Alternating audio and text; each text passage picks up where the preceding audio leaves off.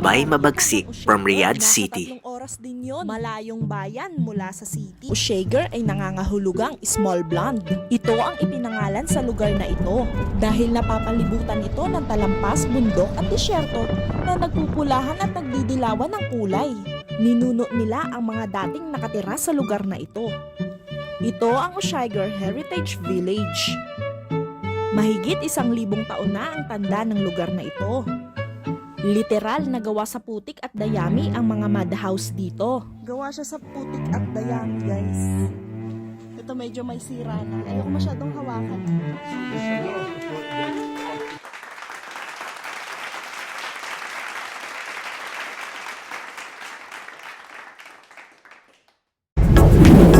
Assalamualaikum. Jelani Mga TV kapatid, from kumusta Riyadh na naman City. kayo? So mga kapatid, sa Edge of the World kami galing at gaya ng sinabi ko doon sa last video na sa Lake Park na lang kami pupunta dahil hindi makadaan itong coaster namin doon sa mga lubak-lubak na daan doon sa Edge of the World. So mga kapatid, nung una ko palang dating dito sa Riyadh ay dito ako nakapagtrabaho sa Al Khair, sa greenhouse mga kapatid yung trabaho ko.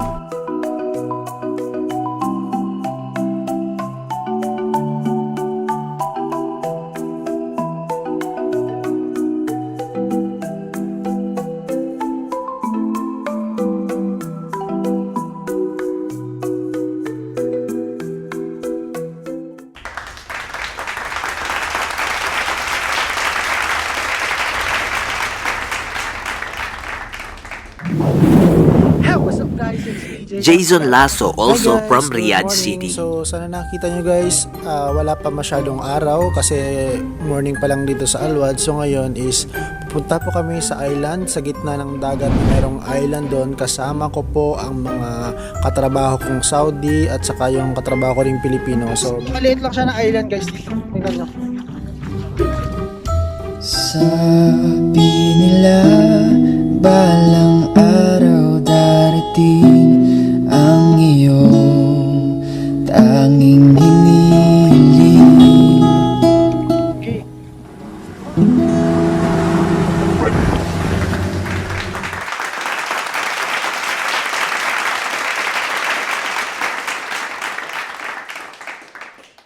Mabuhay, Oliver Castro from Eastern Region. Mabuhay, lahat ng mga munting bagay na namatay sa haplos ng aking mga kamay, lahat yan mabubuhay. Maganda po ako ngayong araw sa inyong lahat. Yes, mga kabitenyo po ang makakakulab ko for today's video. Pasok mo sa loob, ganyan na yung mga makikita mo, mga bundok, syempre mountain park nga diba? Malayo pa lang, kitang-kita mo na yung mga bundok kasi naka-highlight na siya dahil doon sa mga pailaw sa paligid niya na tumatama doon sa mga bato, kaya kitang-kita mo yung mga rock formations talaga. Ayoko talagang umakyat sa pinakataas, madilim. Matalisod pa ako dyan, yan pa ikamatay ko. Abangan nyo na lang sa dulo yung morning view.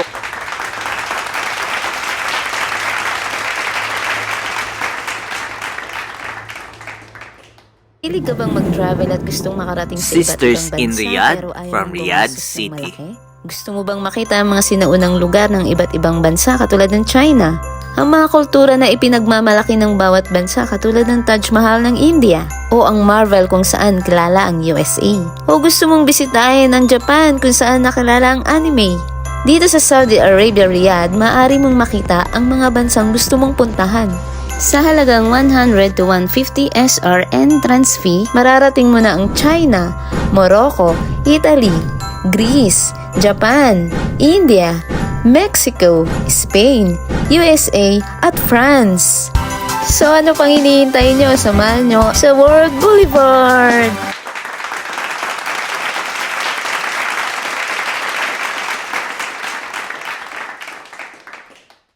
Pila muna tayo para makabili tayo ng And ticket. Yannick's TV Isang Vlogs tao, from 60 Eastern riyal. Region. Mahigit 1,000 din pala to guys. At binigay ko na yung ticket namin dyan para makapasok na kami.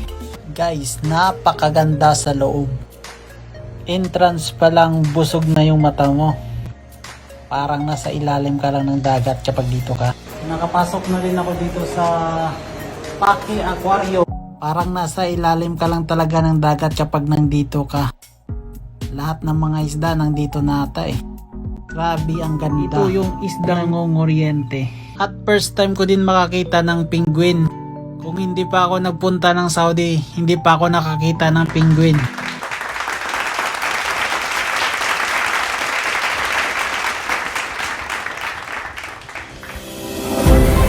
And the winner for the best in editing of this year is no other than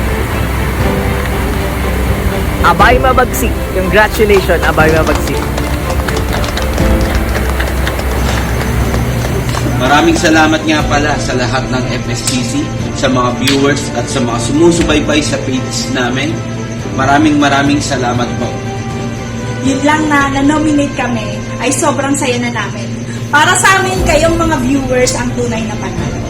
Maraming salamat sa inyo. At dahil dyan, tsak na mas marami pa kaming magagawang mga ganitong klaseng videos in the future. Para sa inyo to mga sadik, Abay Mabagsik!